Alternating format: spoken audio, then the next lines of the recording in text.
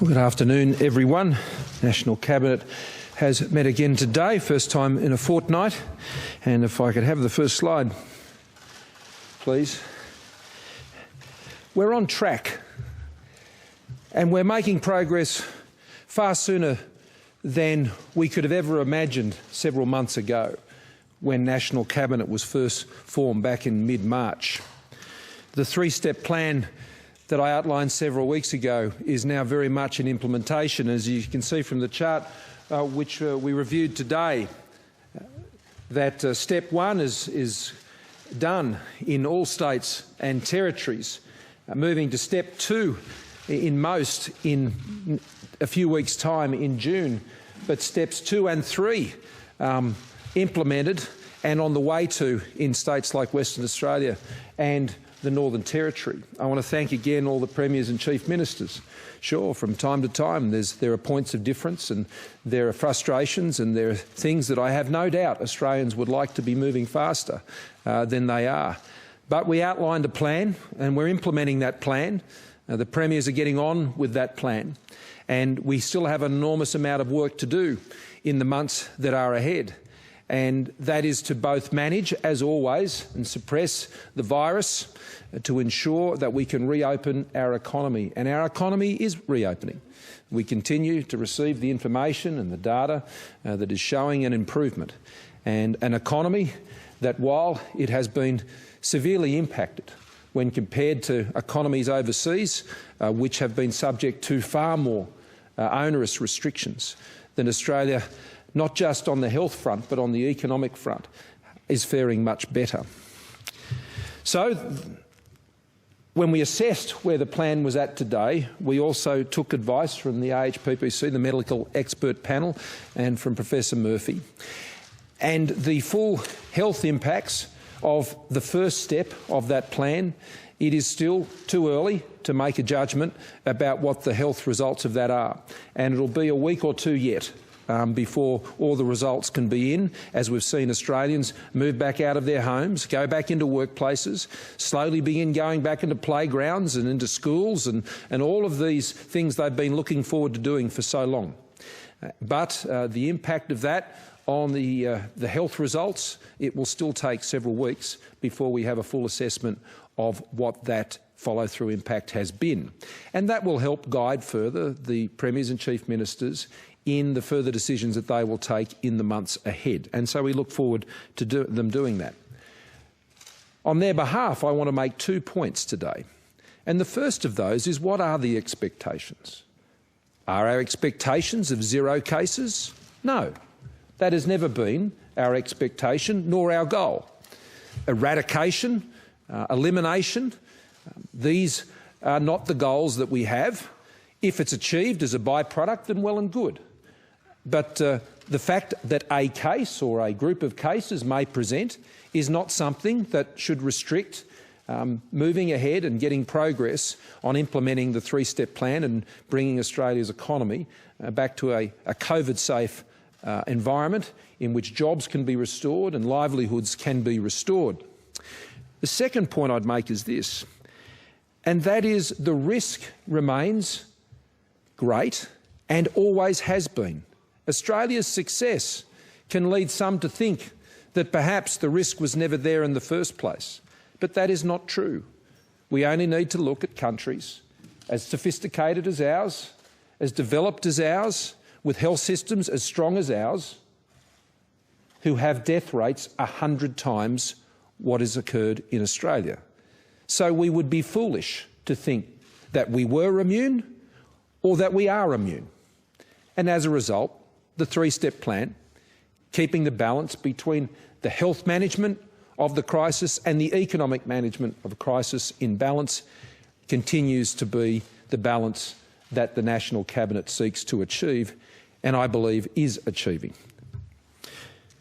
What we've also agreed today, and I'm pleased to announce, that we're not just working together on the immediate impacts of COVID-19, but we have been working together on developing a new 5-year hospital agreement between the states and territories. All states and territories have now signed on to that agreement as of today, guaranteeing the essentials that Australians rely on, hospital services, there can be no greater essential than that.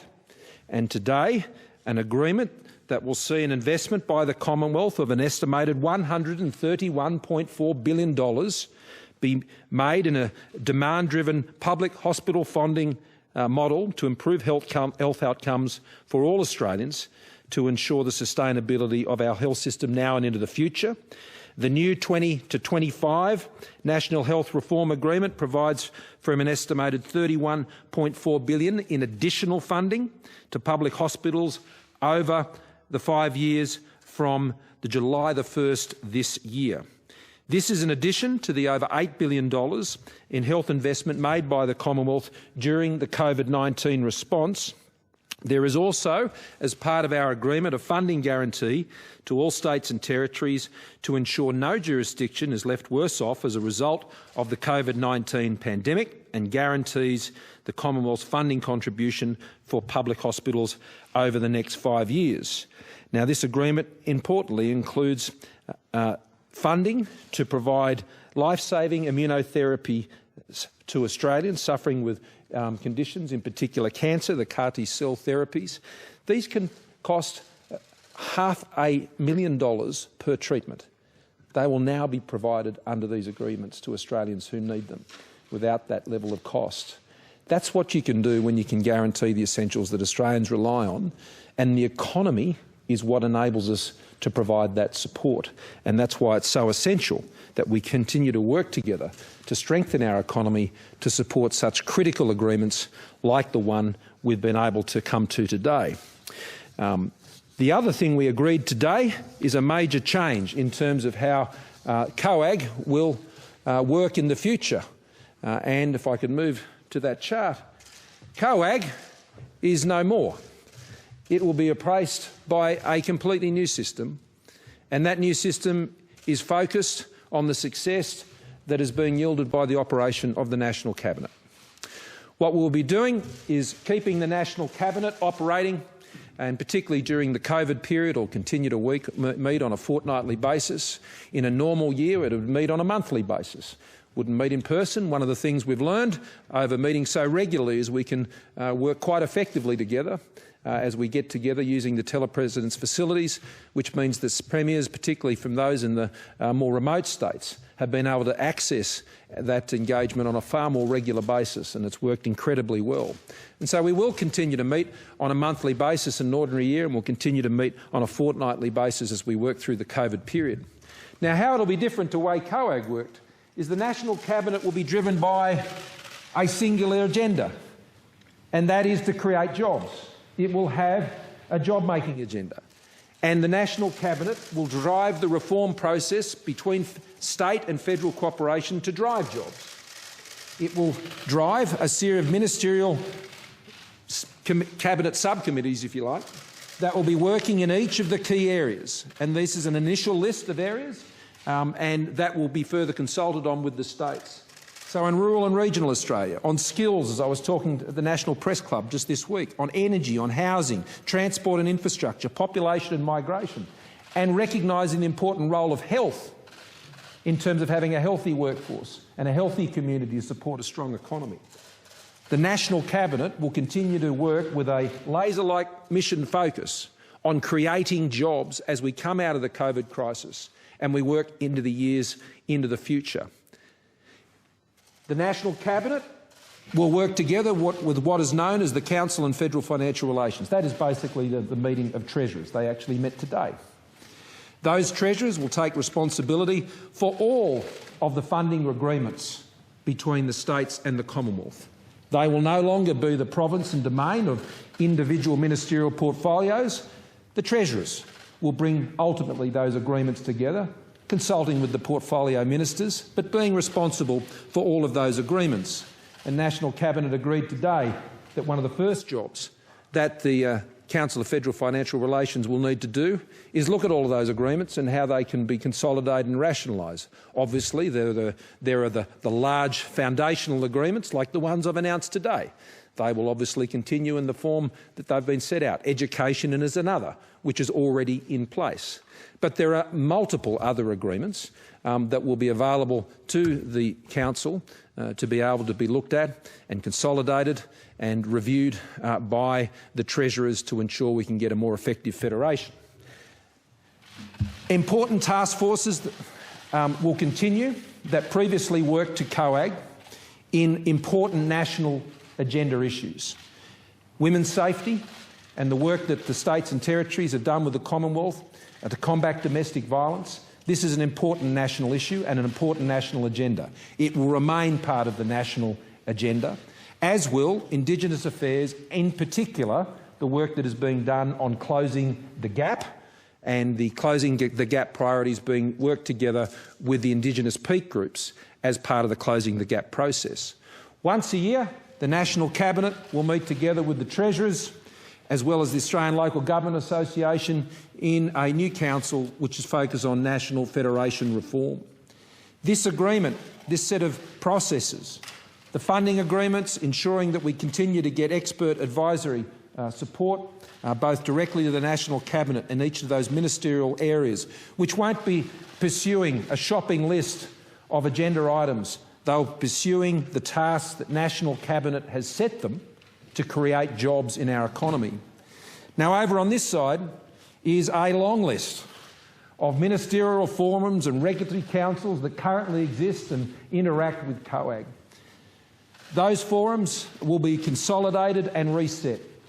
Ministers will consider the value of each of those, and I suspect we'll see many of them no longer be required. It's important that ministers at state and federal level talk to each other, but they don't have to do it in such a bureaucratic form with a whole bunch of paperwork attached to it.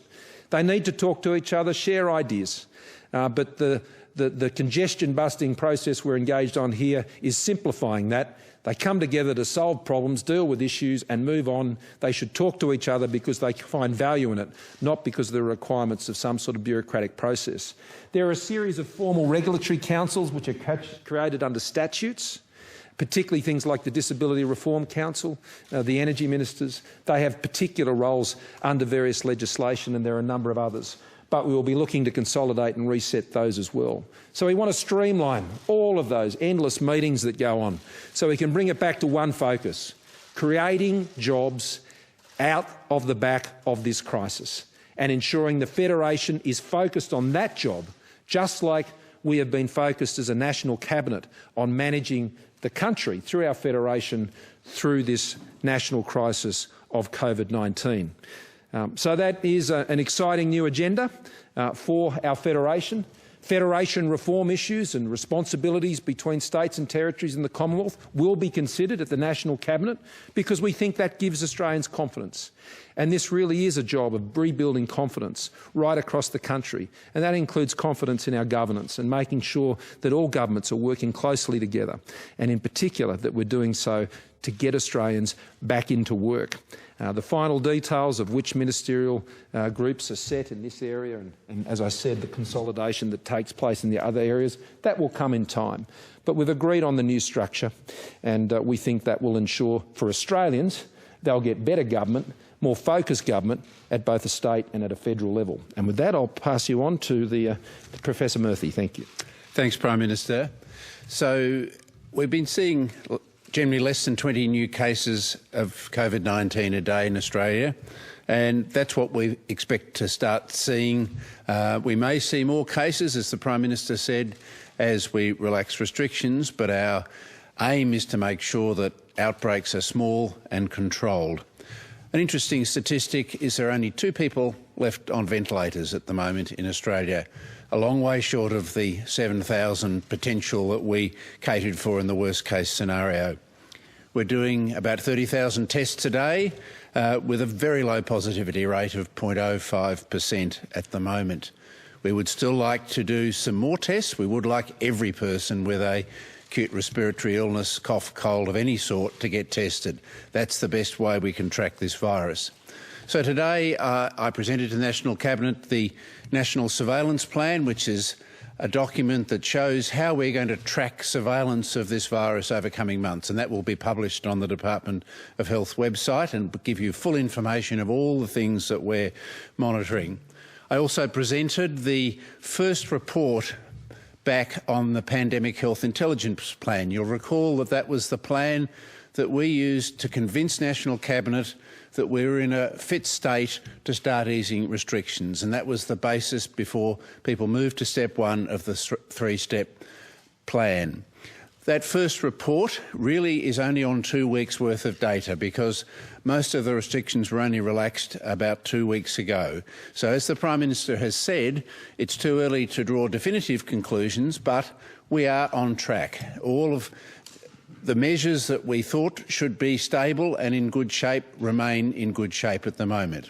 But in 2 weeks, it's not possible to be absolutely sure, and we do need to watch the data over the next 1 to 2 weeks to make sure that we're not getting more than the expected small outbreaks that we do expect to see as we relax restrictions. We've got to be sure that we're not going to get a number of outbreaks or outbreaks that are hard to control. We don't expect to get them.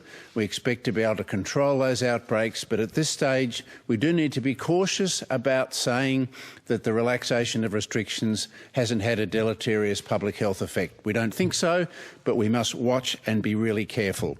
You remember that those parameters to do with the epidemiology and modelling of the virus, the public health capacity, our capacity to test and contact trace and follow up people, and of course our health system capacity. Our health system is now getting back to business as usual. Elective surgery is heading right back up to normal in a number of jurisdictions. People are starting to go back to the doctor and the clinic. That is all great. So we are on track, but it's too early to be absolutely certain. And if I can make one plea to everybody is, as we get back to normal life, just remember those simple principles. Keep practicing the physical distancing. Please go and get tested if you are in any way unwell, and stay at home, and keep practicing all of those hygiene and distancing measures we've talked about. We did have a final discussion today also on public transport, how to make it as safe as possible by trying to reduce density, staggering travel times, lots of enhanced hygiene. And we did recognise, HPPC has recognised that in a crowded public transport situation, some people may choose to wear masks when they are really up close with other people, and we acknowledge that that is not an unreasonable thing to do, not that we're recommending it in the general community in Australia at the moment because of the low case numbers, but if people do choose to wear masks, they need to be careful that they are not a complete protection and they need to be worn very carefully. So we'll be publishing some advice on that as well. So on track, no reason to deviate from our planned recovery path, but we've got to still all be very careful. Thank you. Thank you. Phil.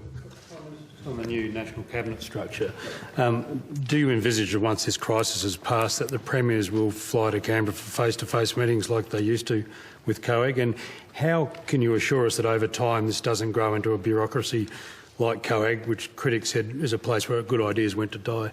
Yeah, I used to say that too, and it was true. One of the reasons why the National Cabinet has worked is it has actually operated as a cabinet. And that means it operates within cabinet rules, and it operates under the federal cabinet's rules. And that relates to the security of documents, process, procedure, and all of those. If I could have that chart back, if I could, please. That's it. All of these committees also will operate on that basis as well. When these groups get together, there's a lot of theatre, there's a lot of people in the room, and that can really, I think, restrict the genuine reform discussions that you have to have. Having these groups operate like a fair dinkum cabinet, I think, has been really important. I mean, we're all members of cabinet, so we understand what those rules are. And I don't believe that's really been the MO for how COAG has operated. And I think that's a real big change. And we do want to meet, National Cabinet will meet twice a year in person. The National Federation Reform Council, the meeting together with the Treasurers and the LGA, that'll happen once a year. I think it's important for that to happen. But what we've noticed is that the pace of meetings, the regularity of meetings is really important.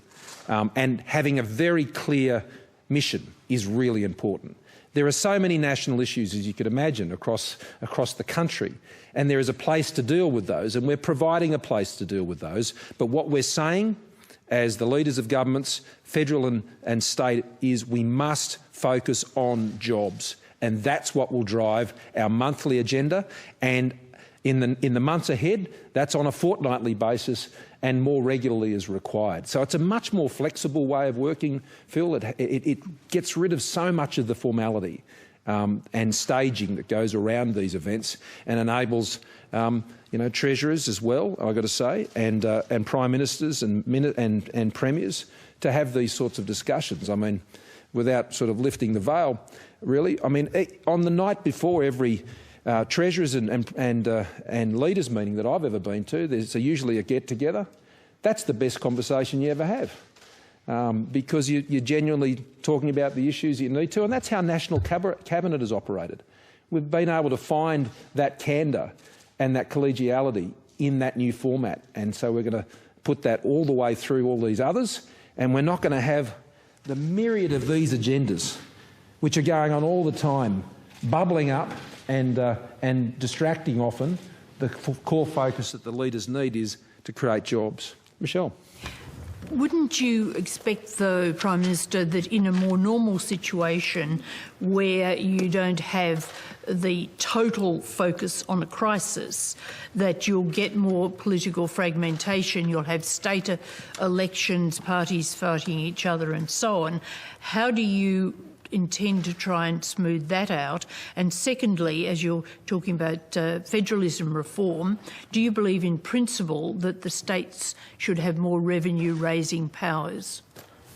Well, look, on the first issue, Michelle, it's just something we've all got to work hard on. I mean, politics still exists, and the environment, the media environment we all operate in, which is very interested in conflict, that also exists, and that's just how it is.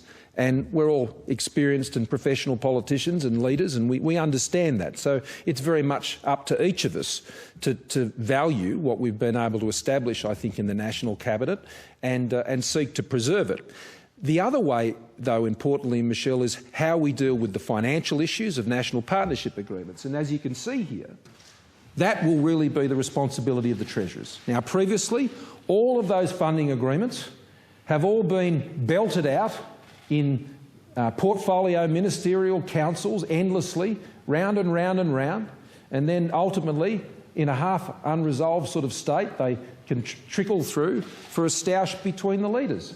That's not a good way to work. Now, the value is that many of the premiers and chief ministers and myself have been treasurers before as well, and so we understand that treasurers are at a unique position to work right across all the government areas, and they can reconcile a lot of these things. And they also have a key responsibility in ensuring constraint and responsible management of public finances, and it brings those two issues together.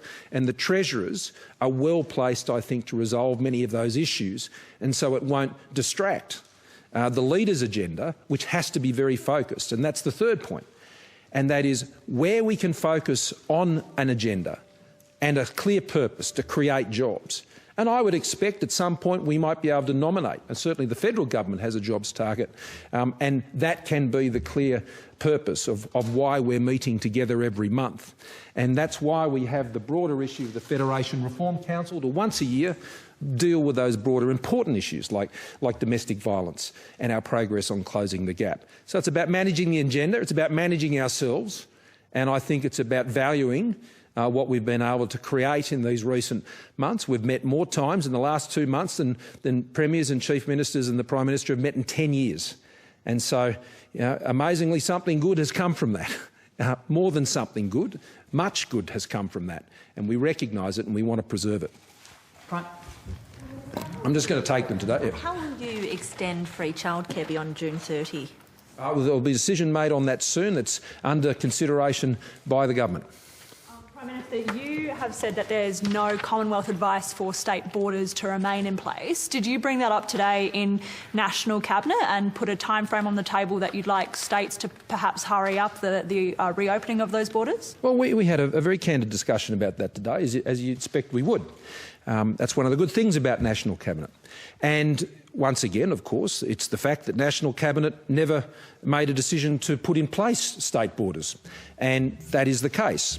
Now, I want to stress that during this period of time, freight and business travel has continued unimpeded. And all the data I've seen, particularly with the movement of freight and goods, etc., that has continued, and the barriers at the borders have not presented any issue when it comes to those quite critical supplies. And that hasn't happened by accident. And regardless of the borders being in place, the states have worked very hard on that. The second point I'd make is that means that the borders principally relate to leisure travel between states and territories. Now, under the three-step plan, it wasn't until step 3 that it was envisaged that there would be interstate travel. Now, whether you have a border or you don't have a border, formally put in place, step 3 of the plan, which was expected to be in place in July, is when that was expected to be the case. Now, I note that all states and territories are working towards that, whether they have borders or not. But the truth is, and I'm sure, and this was discussed today, that it's preferable to be able to be in a situation where you don't have the borders as soon as possible, because obviously that means that the tourism industries in particular, and particularly with school holidays coming up, might be able to benefit from that travel. So I think we've got to keep the issue in perspective. We don't agree on everything. Not everyone always does. It'd be a bit weird if they did in a democracy. And we have to bear in mind that in the vast majority of cases, the states and territories have worked very well with the Commonwealth on these issues. And I'm still remain absolutely optimistic that common sense will ultimately prevail on the timetable that National Cabinet has set out. Yeah. So can I ask you about the situation in Hong Kong and the national security laws aimed at pro-democracy protesters? Would Australia consider applying sanctions against Chinese officials? And what's your message to Hong Kongers who are perhaps now considering coming to Australia, given that they feel they've lost living in a democracy? Well, we've issued several statements on this matter, and we've done those in concert with like-minded countries on this issue as recently as today. And that sets out the government's very clear and consistent position regarding the basic law and what we consider to be the departure from those principles, which have been widely seen as the one country, two system process. And so we've been fairly clear about that. Obviously, the situation for Australia is principally driven by the fact that we have a large number of Australian residents and those who have strong connections with Australia who live in Hong Kong. And obviously are keen to provide them with the normal support we would provide to an Australian resident in any situation like this. And the Department of Foreign Affairs and Trade is working very hard to ensure that they can provide that support during these times. Now, on the broader issues you raise regarding sanctions, that's not an issue that's currently before the government. That's not something that's under consideration. We have expressed our view. We've expressed it, I think, in a very diplomatic and I think very courteous way. And I can say it is exactly what we've communicated directly through our diplomatic engagements, is what we've said publicly. And I think it's an observation which is very fair and very reasonable. And the issues that we've highlighted outlay our concerns. Prime Minister, given how quickly we're progressing toward the end of stage 3, was there any conversation about the stages beyond that? And if I may, Professor Murphy, what indicators would you be looking for in terms of app downloads, testing figures, etc., to move to beyond stage 3 easing of restrictions? Well, I'll start off. I mean, we're at 6.1 million downloads now, and that's great. And we obviously want to still see more, and they continue to grow every day. And I think it's important as people continue to move more out and about in the community that they realise that downloading the COVID Safe app keeps them safe, their families safe, their communities safe. And that is the principal reason why we'd encourage you to do that. We have only just put step 1 in place. and we are yet to know the full health impacts of that. And so being able to speculate about what's beyond step 3 at this point is very, very difficult. Now, that's not through a lack of willingness to want to do that. I can understand, particularly in the entertainment sector, why they'd be keen to know when you can get 200 people back in a theatre, or for the major sporting codes to be able to have crowds back. But at this stage, that is not known. And we will step through each of the stages that we've set out and make the assessments and take the advice from our medical experts. And on that note, I'll pass to mine. Thanks, PM. So the things we'll be looking for to progress beyond stage 3 will obviously be stable epidemiology according to the Pandemic Health Intelligence Plan, the same sort of things we're talking about, only small outbreaks, readily controllable. Very important that we have active testing, and we've got to keep our testing rate up because that is the only way we're going to find these outbreaks. And I say again and again and again, every Australian who has a cough or a cold or a sniffle, please get a test. And if we've got good testing, we've got good stable epidemiology with small outbreaks only, and if the Australian public are managing to maintain all these new behaviours of physical distancing, hand hygiene and all of those things, and have shown that they can do things in a safe way in the progressively increased gathering size, that will give us the confidence to look at a staged further progression in the future. So as the Prime Minister said, it's early days yet, but we will certainly be doing that work. But it's very much keeping much of what we're doing at the moment, and really important that the Australian public can embrace these new ways of behaving and interacting and not go silly when we start relaxing. On the New Zealand travel bubble, would you be supportive of one state, for example, New South Wales, opening up first if other states are refusing to open their state borders? And Professor Murphy, if I may, is there any justification from Queensland saying there's too much community transmission in New South Wales, for example, we must keep them closed? Well, the short answer to your first question is yes, and the states are well aware of the Commonwealth's position on that. If we're in a position to introduce a travel safe zone between Australia and New Zealand at an early stage, and we're all aware of the epidemiology in New Zealand, it's on the same basis as here in Australia, and their health officials have met on that in this past week, and Brendan and I have discussed that.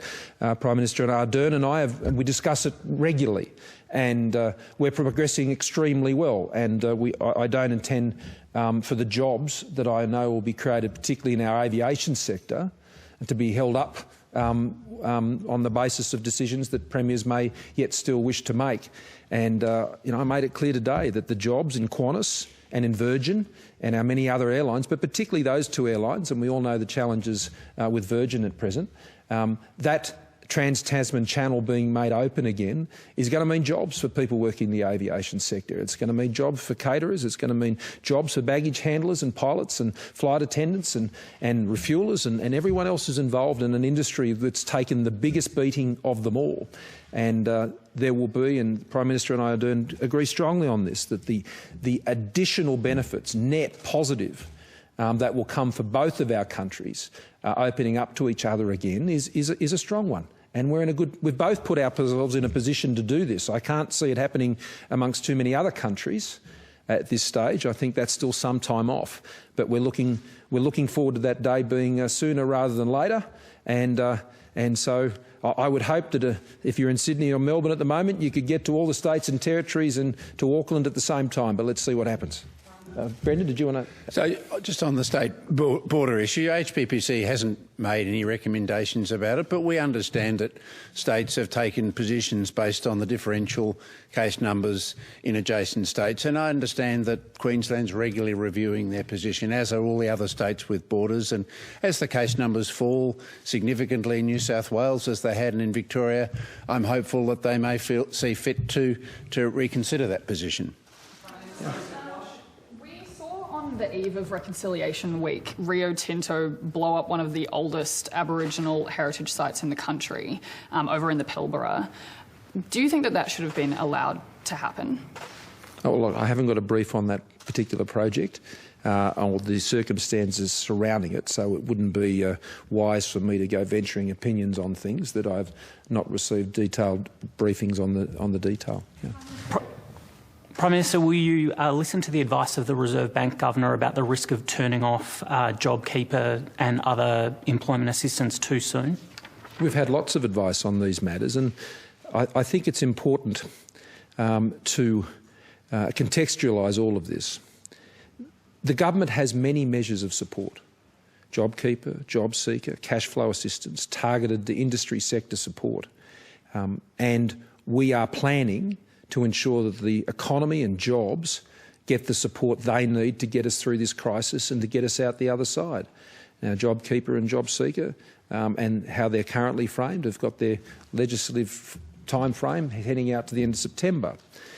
But it is important to ensure that we come out of this crisis strongly and we continue to create jobs in our economy. And so we've always been flexible about how we manage this. But what is important to know is that time goes on, more of your economy gets stronger, and more of your economy is less in need of those specific supports than it was at first. But some sectors of your economy will need them for longer. Now, whether that's in the measures you're talking about or in other measures, well, that's an option for the government to consider. But I think there's been quite an error being made to think that JobKeeper is the only economic support that the government is providing. That's not true. There are many, many, many forms of support that the government is providing, and we will target the best measures to do the job that we need it to do, and that is to support people staying in jobs and getting back into jobs. That's what's the most important thing, and that's what we're focused on, and our programs will support that. We have been doing and will continue to do the fiscal heavy lifting that the Reserve Bank Governor first said when we were back in Parramatta in March at what was the last COAG meeting. And it's important that we do that and states do it with us. And I think $150 billion in 6 months is some pretty heavy fiscal lifting. The Reserve Bank may have run out of ammo when it comes largely to what they can do on cash rates. But the Commonwealth Government in particular has certainly stepped into the breach, and we have done so significantly. And we anticipate that we'll need to do that for some time. But that doesn't mean that that requires you to do it in every single measure that we currently have out there. We've got a lot of flexibility.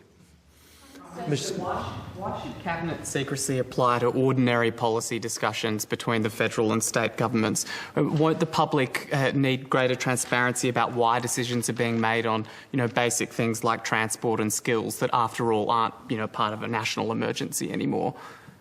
Well, in the same reason that in state cabinets and federal cabinets, they work together under cabinet rules to come to conclusions and have debates which produces good decisions that supports essential services, then this is just the same process.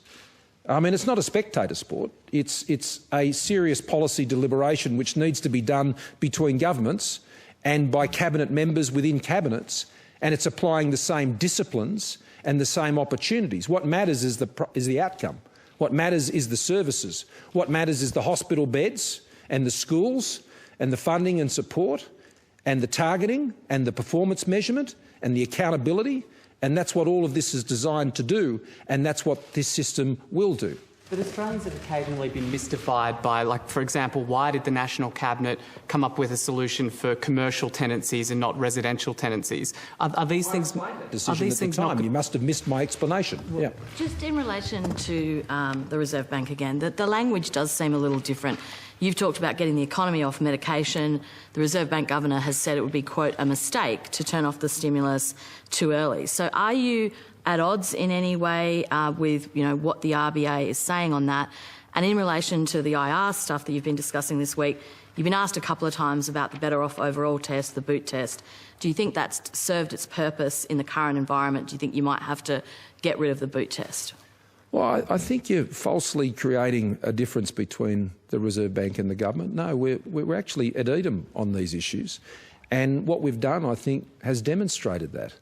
And our infrastructure programs in particular, which I know Dr Lowe has shown a great deal of interest in now, not just recently, for some time. And that program of bringing forward investments, more than $1 billion just last week announced to pump up programs at local government levels with those sort of infrastructure programs, quite small ones actually, which actually are very strongly job creating in regions right across the country. And so, no, I don't think there's any real difference between what the Reserve Bank and the government is saying and, more importantly, what the government is doing. I think it's very consistent, and the numbers and the investments and the supports we're putting in place, I think back that up. And so we'll continue to go down that path. Now, what I'm interested in terms of the announcement I made earlier this week is employers and employees getting together to ensure that people are in jobs. And I know one thing: if you're not in a job, you're not better off. If you lose your job, you're not better off. And my concern is, if we keep going down the path that we're going down and have a discussion that is constrained in a whole range of ways based on things that used to be the norms before, then people are going to lose their jobs and they won't be better off. So I'm interested in making sure Australians coming out of a COVID crisis where millions have less hours and over 1 million don't even have a job. And I want to make them better off. And that's why the industrial relations changes that I hope to come out of this consultative and good faith process will deliver changes that will keep people in jobs, that will get people back in jobs, because when you're in a job, you're better off, and that's the better off I'm interested in. Yep, John. Prime Minister, you talk about on the fiscal side that it's not necessarily about continuing existing programs to deliver fiscal support if the economy needs it later in the year. Could you envisage that maybe shovel-ready infrastructure projects could form part of the next leg if fiscal support is required? It already does. This is the thing I'm puzzled about when this is written about. Last year, we brought forward around $4 billion worth of infrastructure projects.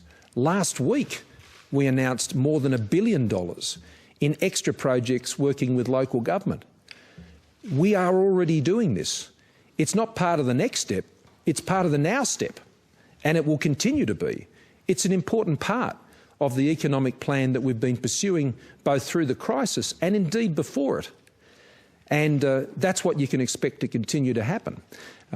As you saw on the chart before, infrastructure and transport will be one of those key areas where we'll be seeking to create and drive jobs as part of the National Cabinet's JobMaker agenda going forward.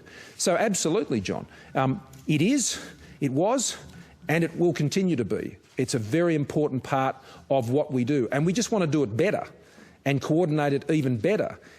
And, you know, the Victorian Premier often says, when I talk to him about this, the challenge is not the bring forward of the expenditure. We've already done that.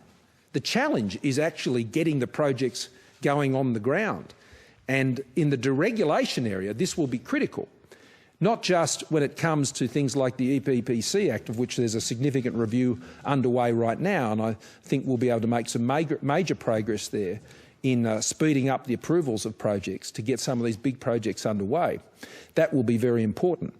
But also the planning and the development works that are happening with projects that are already on the books, and making sure that they can start a lot sooner. So we are looking together as states and at a federal level to find those projects that can happen as soon as possible. But there is actually a capacity of the sector to deliver those projects.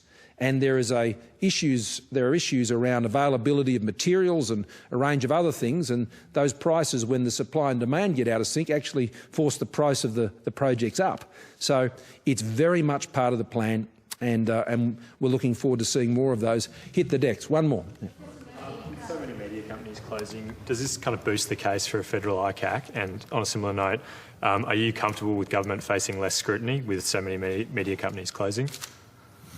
Well, anyone who loses a job, that's a bad day.